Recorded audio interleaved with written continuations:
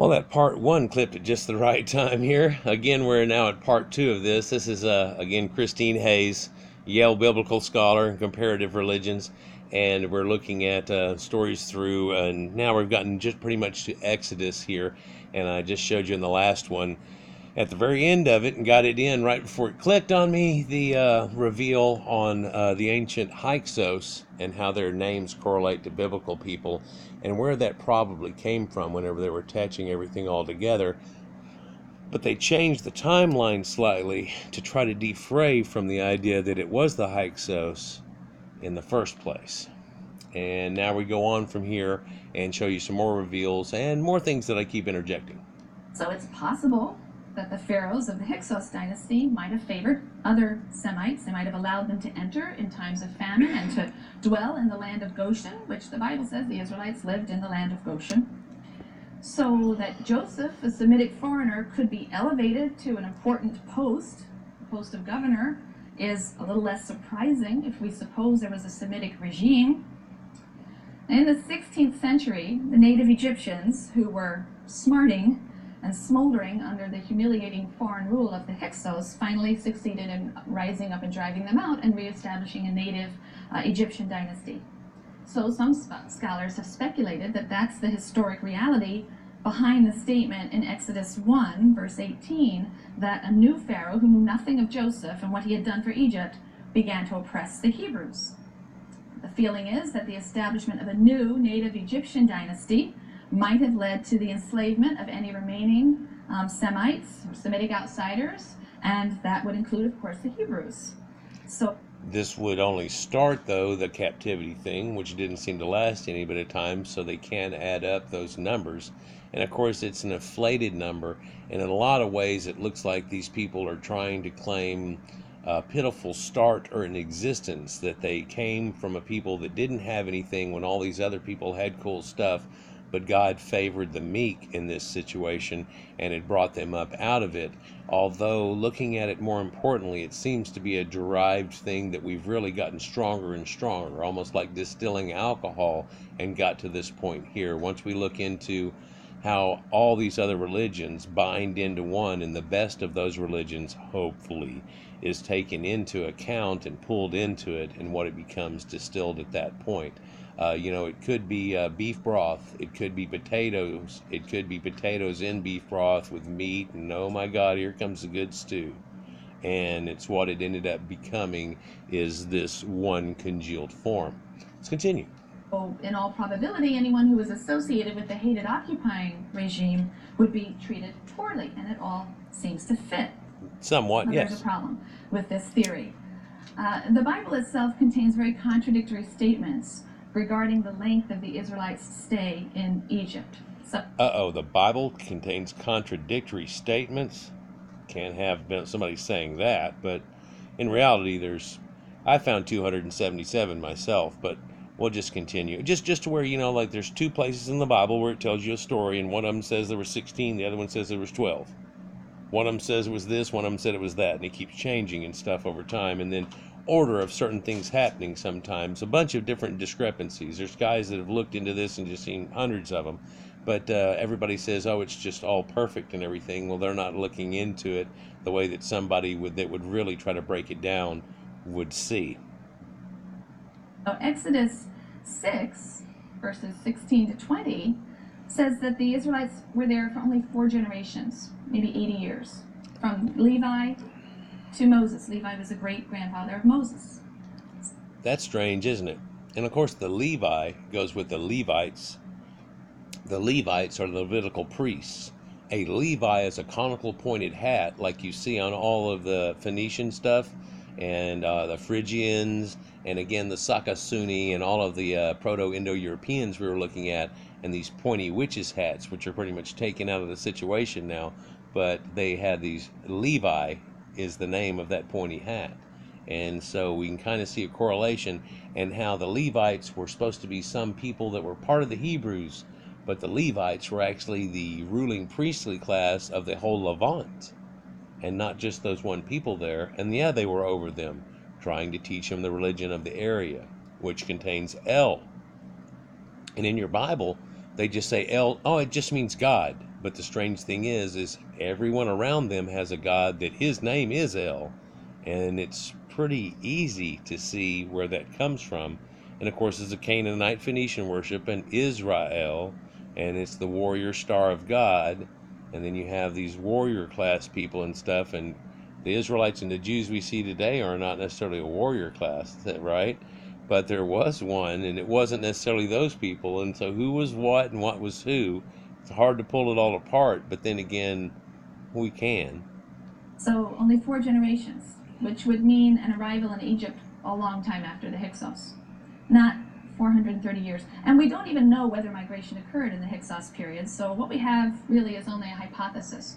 The 430 years number is also something of an ideal number. It places the Exodus 480 years before Solomon's building of the temple. 480 is a multiple of 12, and the Bible really likes multiples of 12. So it likes that. It likes 400s, where it also says 400 in one place, but then it says 430.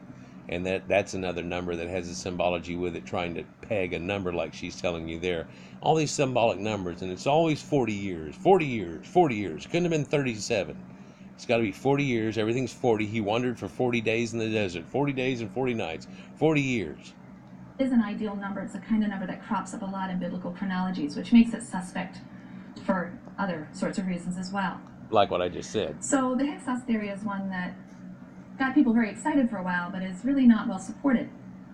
But still, there's some very interesting circumstantial evidence for Semites engaged in building projects in the 13th century, however and whenever they may have gotten into Egypt. We do know, archaeologically, that the fortified city of Pi-Ramses, very much like Piton Ramses, was rebuilt in the early 13th century on the site of the old Hyksos capital. There was a capital, Avaris. They had moved the capital up to the Delta region. It had fallen into decay. Now in the 13th century, this is being rebuilt, and that's in the So it's really just Avaris being rebuilt, but area of Goshen. So the city was being reoccupied in the time of the pharaoh Ramses, Ramses II, in the 13th century. We do know that Egyptian officials allowed hungry nomads to enter the Delta region for food. We have written records of this. Yep, there are written records that they were the ones that sustained everybody else. One thing people don't really realize, and I showed it in a video here recently, it was just an opening thing, but it showed you that the Nile was used to call the River R. It wasn't called the Nilus. That was a Greek name for it. In fact, Egypt is a Greek name. And so these people that were R, that lived on the River R, could have been called Aryans, and then they have Orions, and Orions is the east in all the maps, but then they're always in the Orion pose every time he's smiting somebody on the walls and so on, and the temples are all set up to indicate certain celestial points, and then of course the three pyramids aligned to Orion's belt, and then shafts and pyramid things and stuff, and it all just comes together with that too. But there's a lot to this, and I hope this is able to go on again to another 30-minute video before it tries to kick on me again. I apologize, but it did kick at a great point. I was literally just going to come back and go, and now let's go to part 2. So here we are. Let's continue. We also know that Semitic slaves are well attested in Egypt at this time, the end of the 13th century. We also have records. The problem is there's only a few hundred, a few thousand. There's not these gigantic numbers that could have been these people, these millions. Another oddity, the professed number of Israelites that supposedly leave Egypt, if they were to leave in a 4-person fashion, much like military walking form, by the time they got to Sinai, there would still be people lining up to start leaving Egypt in that same line. It's a farcical tale, and then that one people running through the desert trying to keep everything alive would have been an incredible misadventure. And perhaps it would have relied on cannibalism and things like that to even sustain themselves over a short period of time. One thing it couldn't do was sustain the millions of people they supposedly say that it does. And of course they can't cross the Red Sea. It drops down a few hundred meters and then goes across and then back up in jagged forms, and if you were to take all the water out of it, it would take rappelling gear to get down and back up it, and you don't just get to go right across the thing on chariots. It never happened. It's really the Sea of Reeds. But let's continue. She'll reveal that in a moment. Of that. We know of a people called the Hutt Peru or Apiru. They don't seem to be an ethnic group so much as a marginalized social class. but some have suggested a connection with the word Hebrew. We know that they worked on the building of the capital city of Ramses II. Other scholars deny there would be any connection with Hebrew. The debates are endless. One 13th century Egyptian papyrus describes Egypt's tight control of her border areas, and another reports some Egyptian officials pursuing some runaway slaves. Obviously, this happened from time to time, escaping into the desert.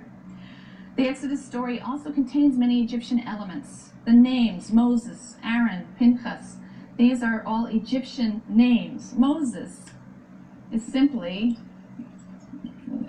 Ramses. This part of Ramses. The end of it. Ramesses. This is Egyptian for born of the god Ra.